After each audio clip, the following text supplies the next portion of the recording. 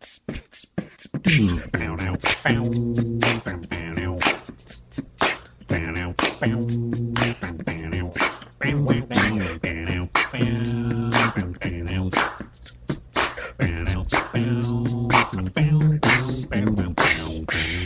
everyone, and welcome back to another episode of the Small Town Nerdcast. Of course, I am your lovely, wonderful, hilarious, handsome host, and other forms of adjectives, Brian. And we talked a bit about, Planet Hulk last time, and reading Hulk stories. And I wanted to talk about one other Hulk story. And so I had read a few, and I would tell you it is very hard for me to get into any kind of Hulk comic book. But I did find another one that I really enjoyed, a storyline that I really enjoyed, and I could actually finish, like read till the end, because let's face it, some of them I just never even finished. So I feel bad for that. Sorry for any Incredible Hulk and all other forms of comic book Hulk fans out there. It was a chore for me, which, anytime I have to do something that is a chore, I really, really, really don't want to do it. I guess I'll tell you some of the ones that I tried reading and I just couldn't get into. So let me pull up my Marvel Unlimited app right here. That's that. That was me making the mouth noises to the sound of like when you get put on hold and it's like, or it's just weird ass ASMR. So I started trying to read, where are you? Marvel Knights Hulk. And there was a few different types of this. There was Marvel Knights in the Incredible Hulk storyline, and then like a separate Marvel Knights Hulk issue. And this is one that kept popping up on people really enjoying, so I tried to give it a shot. The in-series one, I really just didn't have the heart for it, and I don't know if it was so much the story as just me personally. I just kind of wasn't in the mood to read. I got back into the standalone Marvel Knights Hulk story where it's him in France, and I read through it, but it was just kind of like, it felt so disconnected from everything. And I mean, it was a nice one-shot storyline. And then I come to find out later that that's what the Marvel Knights storylines were. They were bringing in new and different writers and artists and stuff to tackle, some of their main heroes, Marvel's main heroes. And they did like these standalone stories with them, and which is a neat idea, but it did not have the gravitas that I was looking for. I then began to read Hulk Gray because I actually really like the series, and I have nothing against Hulk Gray. I started to read it, but realized where I was. This was Monday when I was reading it, and I was like, oh, there's no way in hell I'm going to get through this whole series, because I think it's like 6 issues, and have a coherent thought to tell you guys. And maybe another day, maybe next week, I'll come back to it and read Hulk Gray, because I am a huge fan of the storyline. Spider-Man Blue, Daredevil Yellow, and Captain America White, I believe what it is. And so, yeah, I want to get to these, but maybe I'll save those comics as their own thing that we can talk about in a series. So I kind of wanted to push that one off. That led me to what I thought was what I wanted to read, which was another Planet Hulk. But this happened to take place during the Secret Wars event that was happening, where all the different Marvel universes and all of the multiverse crashed together in one giant planet called Battle World. And it revolves around, I think, Captain America trying to find Bucky, and he's in the lands of the Hulk, and there's all different types of Hulks. And I just really wasn't feeling that one. So, thankfully, due to me reading the original Planet Hulk run, it led me to read World War Hulk, which is a 2007 comic book series, Marvel series. So not just like a Hulk series, but like, a whole ass Marvel series. So all the major players are involved in this, which is really cool. And it is the what we would call the direct sequel to Planet Hulk. Basically, this is this is Planet Hulk was the fuck around, and World War Hulk is the find out part for the Illuminati, what they did to Hulk. So, written by Greg Pak, there's art by John Romita Jr., Klaus Janson, Christina Strain, Chris Elianopoulos does the lettering. There's a whole bunch of people join in on this, and there's side stories and stuff. So when I started reading this, I actually started reading the Incredible Hulk series that ties into this, and not realizing that it was its own separate series. So it wasn't happening in mainline Hulk issues. It was happening in a separate, like, 6-issue arc. So as I was reading through Incredible Hulk, which follows what's his name, Amadeus, is it Amadeus Cho? I think Hercules, Namora, Angel's in there. And like, it felt like it was skipping around, and I was like, why is it only focusing on this group? Like, you don't see anything with the Hulk until like near the very end of like these issues. And I was just very confused, because then it has the falling out in the story, and I was like, well, that was like super anticlimactic. There was no big battle that I was looking for, and it just kind of felt rushed, and I was like, this was horrible. And then I realized my mistake, and so I went back and started reading World War Hulk proper, and it was a blast. I loved the hell out of it. I thought it was really interesting, and it was great to see these characters. So we'll kind of give you a little brief overview of it all, and you can let me know what you think. But like I said, this is the Illuminati fucked around with the Hulk, and they found out. They were actually warned by Namor, like, yo, you can't do this to the Hulk. Like, I get, like, you don't like the Hulk. Hulk, when he Hulk smash hard. But if you do this, he will find a way back, and he will want vengeance. And boy, was he right. Because let's face it, Namor would have done the same thing, because Namor is a douche. The Hulk is just a giant green rage monster. And all the other members of the Illuminati are just super douches as well. Actually, they're like, everyone's the asshole here. And some even more than others. So if we remember correctly, the space pod that brings Hulk eventually to Sakaar, or accidentally brings him to Sakaar, which was created by the Illuminati members, explodes, kills millions of people on the planet, including the Hulk's wife and unborn child. So he's upset, and he has no one to blame but the Illuminati, because that was their ship, and he believes that it was a bomb set by them to try to destroy him. So now he is on the warpath. He has a spaceship, and he knows exactly where to go. So he gets his warbound, his homies, Hiram.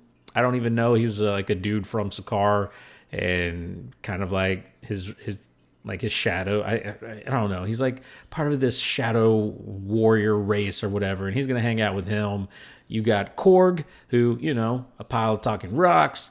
Not quite as cool as the Thor version of him, but I still like him.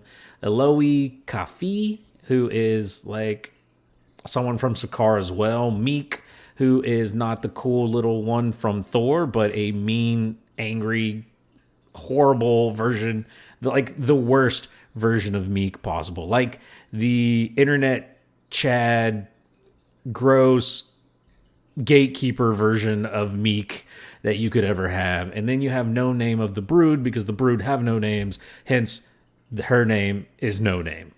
And there's a few other people. Anyway, they get on the spaceship, they head towards Earth, but they're going to make a stop first. They stop on the moon to face down the first Illuminati member, and that is the Inhuman Black Bolt.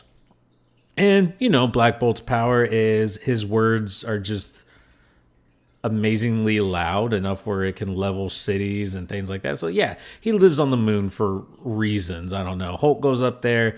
Black Bolt thinks he can just blow him away with a whisper. Hulk smashes the fuck out of that little fork in his head. And it's pretty awesome. It's pretty badass. So after that little pit stop on the moon, everyone's freaking out because they realize the Hulk's here. Hulk heads over to New York, where he has to fight a whole bunch of people like the Gamma Corps, Ghost Rider, Iron Man destroys Hulk, or not Hulk Tower, it destroys Stark Tower. They take on the new Avengers, the Mighty Avengers, which is my favorite Avengers team. Dr. Samson, the Fantastic Four, which also had Black Panther and Storm in it at the time. And like, so they're just rocking, socking to all of these people, man. And now they're putting obedience discs on them, which were the same disc put on Hulk and his crew when they were forced to be gladiators in on Sakaar. And Hulk gets to building, and he's tearing down buildings, he's tearing down whatever he can to make his own gladiator arena. And if you kind of guess where this is going, it's exactly where it's going. He is making a giant arena for his gladiators to do battle with, and it's going to be, like their punishment. They're going to have to go through the exact same things that the Hulk had to go through on Sakaar so that they can understand what the hell they did to him. Before we get into that, Thunderbolts Ross tries to take on the Hulk, fails miserably. Doctor Strange, who's been building up mystical energy, ends up not beating the Hulk, then turning to a demon named Zom, who possesses Doctor Strange to take on the Hulk. Things go sideways when that happens. Hulk, I think, gets beaten by Doctor Strange, but then Zom gets into the Hulk, if I remember correctly, and then Zom Hulk beats the living fuck out of Doctor Strange. Like, it's some crazy shit. But there is one hero that can stand up to the Hulk that everyone's relying on. However, while he is probably the absolute most powerful being in the Marvel Universe, he has a lot of mental issues. Mainly, he has agoraphobia, so he's afraid to leave the house, and that is due to him being clearly the most powerful and terrifying being in all of the Marvel Universe. And so he's very scared of his powers, he's very scared of what he can do. That hero's name is the Sentry. What is his real name? Something Reynolds. I really can't remember. Robert Reynolds. There you go. I was like, I know it rhymes. Like Bruce Banner Reynolds. Bruce Banner, Robert Reynolds. Okay, those are the two doctors. They both have crazy, insane powers. So while they're about to do the gladiator fights, Sentry shows up to start smashing on the Hulk. Hulk smashes back. They end up pretty much destroying, I guess they're in Manhattan. I don't know where they're at, but they literally wipe out whatever city that they are in. And in Rocky 3 fashion, like their blows are just so powerful, both of them end up just passing out. And reverting back into like their weaker selves. The Warbound then Meek, because Banner decides not to kill Reynolds. Like Bruce decides not to kill Ryan. He's like, no, it's not about killing them. It's about like sending a message. Meek from the Warbound reveals all the big secrets. First, he tries to kill Banner. Rick Jones jumps in the way. He's the one who gets stabbed. Banner turns back and the Hulk starts pummeling Meek. And while he's getting beat up, Meek's like, yes, this is what I want. And he reveals that the bomb that was on the spaceship that exploded and killed millions was not actually caused by the Illuminati themselves. It was caused by old Red King loyalists who are trying to create a bomb, and Meek did nothing to prevent it, hoping that this would make the Hulk angry. And in Meek's mind, in his warped mind, this was the true nature of the Hulk, was to always be angry, was to always be fighting, was to always keep making them pay. And so Meek was very blinded, one, by his rage. Also, Meek had a lot of bad shit happen to him on Planet Hulk. His queen dies. So basically, it was the last queen of his species. And so his species is going to be wiped out. He's the last of his kind, with a few other like brothers that he had like with him, or like children that he found. But they're all going to die too. And he was like the last king of whatever creatures Meek were. So he was like in a really bad place and just being very toxic and, using the Hulk. But that's what everyone's been doing for as far as I can tell with reading Hulk series, is everyone uses the Hulk and his rage to their own personal gains. And so, of course, the Hulk is super pissed off about this. But while this is happening, Tony Stark is able to activate like satellite lasers that shoot the Hulk. hoping to kill him, but it doesn't. It only forces him to become unconscious, reverting back to Bruce Banner once again, which Shield then takes the opportunity to take Bruce into custody and take him to where he can't be harmful to anyone or anything, as far as I can tell. I guess the Warbound all gets taken into custody too, and then everyone just kind of goes back to their business. Like, wow, that was a crazy thing, right? Well, I guess, we do it again. At the very end of all this, though, we do see a surprise, kind of like, an after credits scene where a figure comes rising out of what looks like primordial ooze, and it is the son of the Hulk, or Scar, which is what we're all really excited. Actually, I kind of want to read some of this Scar stuff and see what that's all about. Let's see. Let me see. It says here, a continuation of both Planet Hulk and World War Hulk began in May 2009. A special standalone prologue and Scar, Son of Hulk number 11, saw the beginning of Planet Scar, an arc intended to bring Scar directly into the middle of the Marvel Universe. So without getting too much into that, I kind of want to see what that's about, because I've really enjoyed these set of storylines. Not anything else that I've read, really, but these set of storylines I've found very interesting, and I thought were written very well. And so I'm excited to see where they go from there. I think it's because, Greg Pak is Hulk God. Like, he writes a damn good Hulk, which I enjoy. So yeah, that's really what I've been doing. I got to tell you, if you are looking for a Hulk storyline to read, the Planet Hulk and World War Hulk are great places to start, especially if you are a fan of the MCU movies and you watch Thor Ragnarok. Get that it will not be the same thing, like it's going to be different, but it's a very more in-depth telling of Hulk's time on Sakaar and actual consequences of it and falling out of it, which I found very fun and very interesting. And so that's why I think, me not being a real Hulk reader, but having that knowledge of the movies, these two series were, I think, the best suited for me coming back into the comic books, which is really great and really fun, And it's a fun little trip, exploring a little bit of Hulk and some of his comic books. And I want more. Like, I want to find out more. I want to see what goes from here. I don't know where I want to pick up trying to read The Incredible Hulk, but I do want to try reading the Incredible Hulk main series to see where that takes me and how it goes. I'll probably just pick up from World War Hulk and just move on from there, but we'll have to see. I know there's the Totally Awesome Hulk where Amadeus Cho gets Hulk powers, so I kind of wanted to read some of that and see where that takes place, because this is my first taste of Amadeus ever, even though I knew he existed and I knew he becomes a Hulk at some point, but this is like my first taste of it, and I'm kind of interested to see, like, what's his deal, where does he come into all of this. And like, because I don't know. Like, I don't know anything about him other than he becomes a Hulk at one point, and now he's in this storyline. So he actually goes back further in the comics than I thought he did.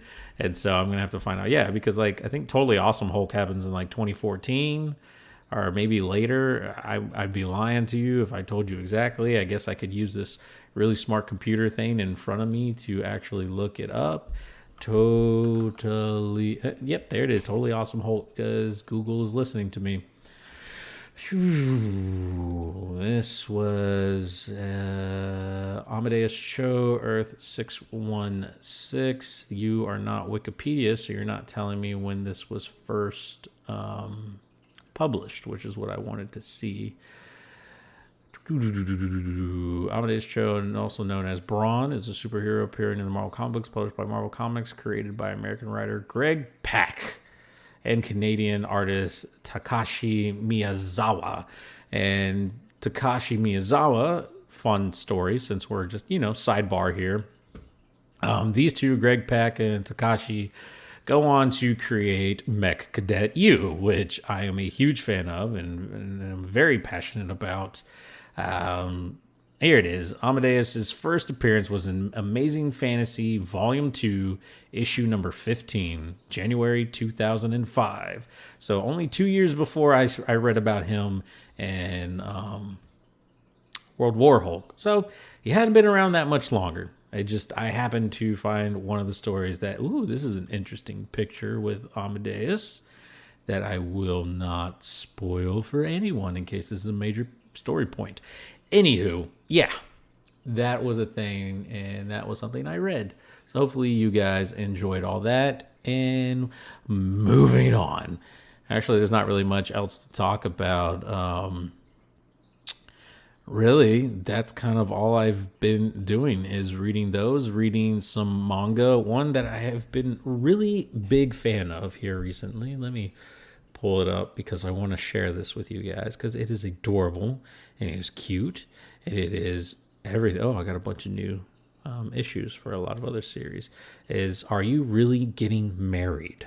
It's a slice of life manga because that's what I'm addicted to at the moment. Currently has 90 issues. I do not know if it's completed, but I am very close to the end of it.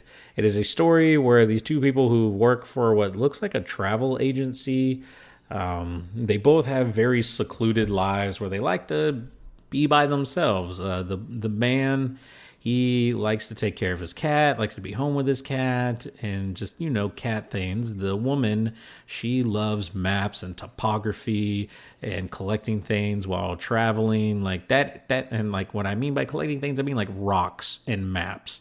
Like that's her thing, which she thinks is really weird. I think is cute and adorable.